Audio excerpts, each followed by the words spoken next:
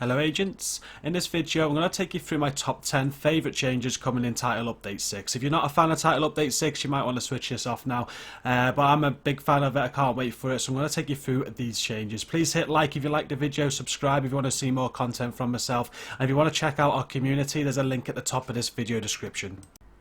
At number 10 for me, it's the Dark Zone server population. So, come Title Update 6, changes have been made to ensure higher populations in all Dark Zones. This means less empty Dark Zones and more action. Number 9 is Dark Zone gear normalization. Player stats will no longer be normalized when you're in the Dark Zones, and agents will receive the full recalibration bonuses at endgame. Talents will still have PvE and PvP versions though, which I think is fantastic because it keeps PvE separate. At number 8 for me is conflict. Conflict is being revamped as a whole to make it more appealing to agents. Players will no longer be able to go into conflict without reward. Everyone will earn rewards every time they're in there. There'll also be projects added for conflict, which will go in line with the Dark Zone projects. I believe they'll like alternate. And finally, they're adding a new elimination mode to spice things up a little bit.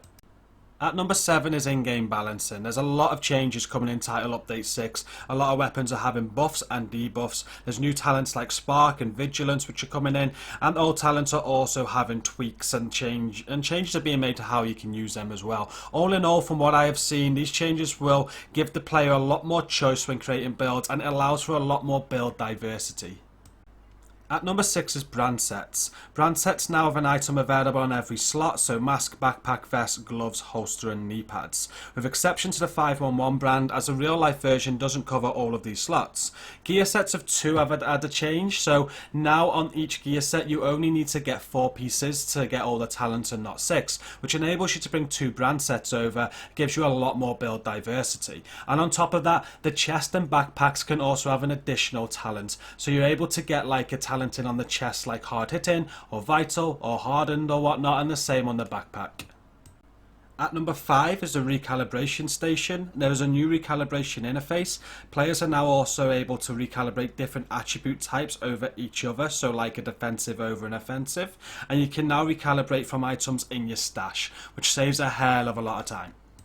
At number 4 is the Sheppard rank system. This has had complaints ever since they introduced it. So now the Sheppard rank will rise automatically. Filling the Sheppard rank meter now triggers an automatic endorsement, and the host may still grant an additional endorsement on top of that. So due to this additional available endorsement, Sheppard ranks now require 15 endorsements for the first rank and 7 endorsements for each additional rank. I think you'll find that's a very good trade-off.